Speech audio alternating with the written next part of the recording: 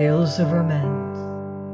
I'm Mardell, reading The Blue Castle by L.M. Montgomery.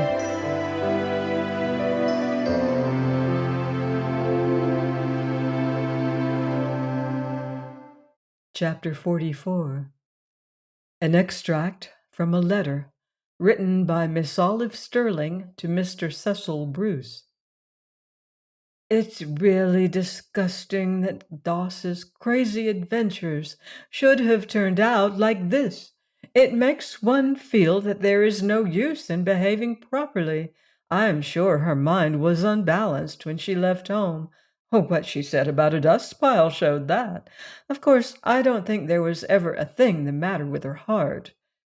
Or perhaps Snaith or Redfern or whatever his name is really fed purple pills to her back in that mischievous hut and cured her.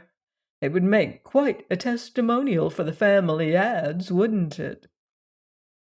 He's such an insignificant-looking creature. I mentioned this to Doss, but all she said was, "I don't like collar-ad men." Well, he's certainly no collar-ad man, though I must say there is something rather distinguished about him, now that he has cut his hair and put on decent clothes. I really think, Cecil, you should exercise more. It doesn't do to get too fleshy. He also claims, I believe, to be John Foster. Well, we can believe that or not as we like, I suppose. Old Dot Redfern has given them $2 million for a wedding present. Evidently, the purple pills bring in the bacon.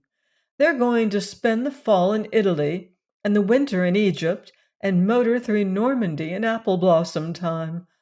Not in that dreadful old Lizzie, though. Redfern has got a wonderful new car.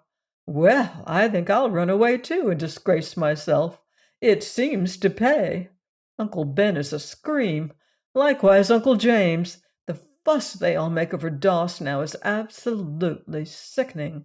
To hear Aunt Amelia talking of my son-in-law, Bernard Redfern, and my daughter, Mrs. Bernard Redfern.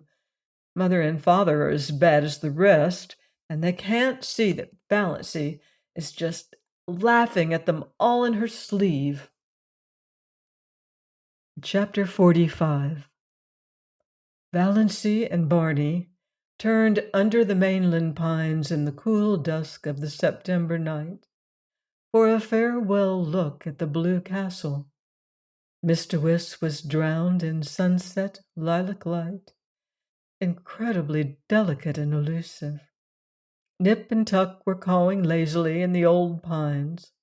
Good Luck and Banjo were mute and mewing in separate baskets in Barney's new dark green car, en route to Cousin Georgiana's. Cousin Georgiana was going to take care of them until Barney and Valancy came back. Aunt Wellington and Cousin Sarah and Aunt Amelia had also entreated the privilege of looking after them, but to Cousin Georgiana was it given. Valancy was in tears. "Don't cry, Moonlight. We'll be back next summer, and now we're off for a real honeymoon." Valancy smiled through her tears. She was so happy that her happiness terrified her.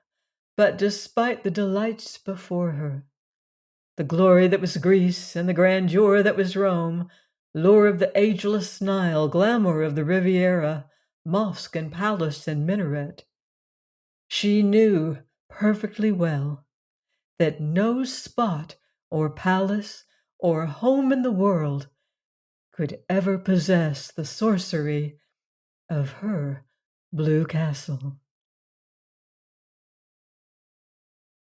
Please join me next season for another romantic tale here on Love's Tender Flame. Until then, love deeply and live beautifully.